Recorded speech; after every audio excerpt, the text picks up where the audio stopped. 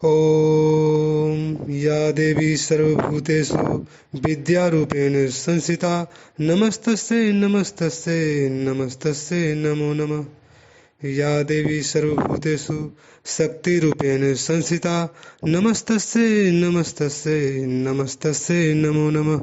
जय माँ दुर्गे।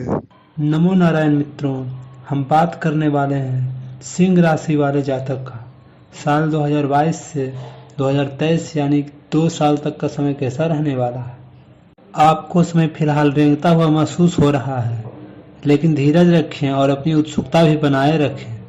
हालांकि आपको अपने किसी वादे या किसी निजी संबंध की खातिर कुछ समय के लिए अपने लक्ष्यों को एक तरफ करना पड़ सकता है। अपने साथी के साथ विवादों और गलतफहमियों से बचें, अधिक परेशान न हो। थोड़ा सा योजना बनाकर चलेंगे तो आसानी से अपने दोनों एजेंडा पूरे कर पाएंगे। यह समय एक सख्त शारीरिक कार्यक्रम शुरू करने के लिए बिल्कुल उपयुक्त है। आपको यह भी समझना है कि जीवन का पूरा आनंद लेने के लिए स्वस्थ शरीर का होना बहुत आवश्यक है। कुल मिलाकर आप अपनी सेहत के लिए जागरूक हैं, लेकिन अब आप अपनी ट्रेनिंग के प्रति और अधिक समर्पित हो जाएंगे। आप किसी खेल प्रतियोगिता में भी भाग लेंगे और बहुत अच्छा परिणाम प्राप्त करेंगे। आप अपने डाइट पैटर्न में भी बदलाव करेंगे। स्वास्थ्य के दृष्टिकोण से यह साल मिश्रित फलदायक रहेगा। दूसरे भाव में मंगल और शुक्र तथा अष्टम भाव में बृहस्पति की स्थिति है। पंचम भाव में केतु विराजमान है। ये सब स्थितियां स्वास्थ्य को लेकर कुछ परेशानी खड़ी कर सकती है। अपनी सेहत को लेकर सतर्क रहें। यदि पहले से कोई परेशानी है तो उसकी दवाओं आदि को लेकर जरा भी लापरवाही न करें। अपनी दिनचर्या दुरुस्त रखें। यदि स्वास्थ्य संबंधी कोई भी परेशानी होती है तो अगस्त के महीने में आप उसको लेकर जरा भी लापरवाही का जोखिम नहीं उठा सकते। आपकी लापरवाही आप पर भारी पड़ सकती है। आवश्यकता पड़ते ही किसी डॉक्टर से बिना देर किए संपर्क करें। दोस्तों, आगे बढ़ने से पहले हमें आपसे विनम्र निवेदन है, अगर आपको यह वीडियो आपके जीवन से मिले, आपको सही लगे तो प्लीज़ आप मेरे चैनल को सब्सक्राइब करके बेल आइकन का बटन दबा दें और आप मेरे वीडियो को लाइक कर दें। दोस्तों, आपका एक लाइक और एक सब्सक्राइब हमें अगले वीडियो बनाने के लिए बहुत ही उत्साह प्रदान करता है, तो प्लीज़ आप लोग सपोर्ट करें। तो चलिए बात करते हैं आपका लव लाइफ और पारिवारिक संबंध कैसा रहेगा। किसी कार्य की वजह से घर से दूर जाना पड़ सकता है, यात्रा आदि करनी पड़ सकती है। दूसरे भाव में शुक्र और मंगल विराजमान है। इससे परिवार में किसी शुभ कार्य के आयोजन की तैयारी हो सकती है। किसी पारिवारिक मंगल कार्य में आपकी भागीदारी हो सकती है। रिश्तेदारों के साथ लंबे समय के बाद मेल मिलाप का अवसर बन सकता है।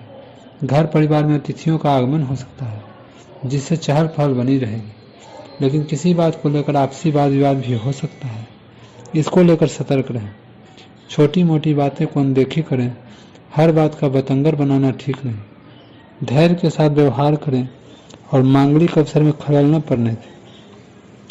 उत्तरार्ध में भाई बहनों से विशेष लाभ हो सकता है। जीवन के कई क्षेत्रों में उनका सहयोग आपको प्राप्त हो सकता है। आपसी तालमेल बढ़ेगा।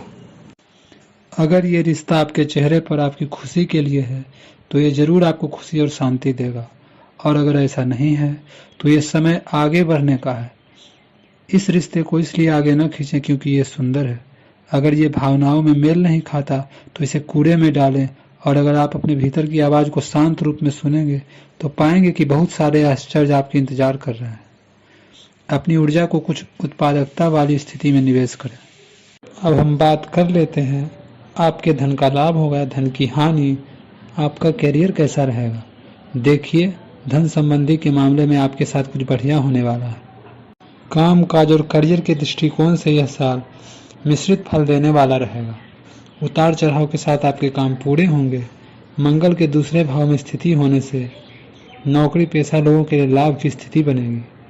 काम काज में उत्साह बना रहेगा। काम समय पर पूरे होंगे और कार्यस्थल पर आपकी सराहना होगी। कोई पुरस्कार आदि मिल सकता है। एकादशी भाव में राहु की उपस्थिति व्यापार और नौकरी दोनों की तरह से कार्यों में सक्रिय होने के लिए लोगों के लिए लाभप्रद स्थिति बनाने वाली है। धनागमन का अचानक कोई नया स्रोत खुल सकता है। कहीं से अप्रत्याशित रूप से कोई आय हो सकती है। सप्तम भाव में स्वराशि शनि स्थित है और उन पर सूर्य तथा बुध की दृष्टि है। यह संयोग व्यापार के लिए बहुत अच्छा है। व्यापार में उचित फैसलों से भरपूर लाभ होगा। लेकिन आपको एक बात का ध्यान रखना है और उसका ज़रूरत भी होगी कि जो भी काम काज करें उसे कानूनी दायरे में रहकर करें। आपके पास ऐसे प्रस्ताव आ सकते हैं जहां से तुरंत मोटे लाभ की संभावना बनती हो, लेकिन वह कानून सम्मत नहीं हो सकता है। ऐसे प्रस्तावों पर तत्काल हाथ जोड़ लें, अन्यथा आप परेशानी में पड़ सकते हैं। विरोधियों द्वारा यह आपके व्यवसाय को बिगाड़ने की कोई चाल भी हो सकती है, तो पूरी तरह से सतर्क रहें। यह साल निवेश के लिए उपयुक्त है, बशर्ते आपने उसके लिए पहले से ही कुछ नीतियां बनाई हुई हो। किसी के आग्रह पर निवेश करने से आपको सही फल नहीं मिलेगा, किंतु अगर आप गहराई से सोच समझकर अनुसंधान करें तो आप सही निष्कर्ष पर पहुंच सकते हैं। आपके निवेश आपको लंबी दूरी के लक्ष्यों को पूरा करने में मददगार साबित होंगे, इसलिए ध्यानपूर्वक स्थिति को समझकर निवेश करें। काम करते हुए आप एक विस्तृत दृष्टिकोण को अपनाते हैं, यह आपका सकारात्मक पहलू है और अंत में आपका दृष्टिकोण मौद्रिक लाभ में बदलेगा। जोड़ तोड़ से बचें और जो भी करें ईमानदारी से करें। आपके काम की गुणवत्ता आपके काम की मात्रा के बजाय ज़्यादा महत्व रखेगी। वफादारी स्वागत योग्य होगी, जो किसी भी मुश्किल स्थिति से आपको बाहर निकाल देगी। मेरे प्रिय दोस्तों, अब हम बात कर लेते हैं आपके लिए मेरा क्या मोटिवेशन शब्द है, या कहें तो इसे आप आज के ज़माने में ज़्यादा अच्छा होना भी एक गलती है। लोगों को लगता है कि आप दिखावा कर रहे हैं। आपका दिन शुभ और मंगलमय हो। सबके दिलों का एहसास अलग होता है। इस दुनिया में सबका व्यवहार अलग होता है। आंखें तो सबकी एक जैसी ही होती है, पर सबका देखने का अंदाज अलग होता है। सुबह की चाय और बड़ों की राय समय समय पर लेते रहना चाहिए। पानी के बिना नदी बेकार है, अतिथि के बिना आंगन बेकार है, प्रेम न हो तो सगे संबंधी बेकार है, पैसा न हो तो पॉकेट बेकार है, और जीवन में गुरु न हो तो जीवन बेकार है। इसलिए जीवन में गुरु जरूरी है, गुरूर नहीं। समय हर समय को बदल देता है, सिर्फ समय को थोड़ा समय दीजिए।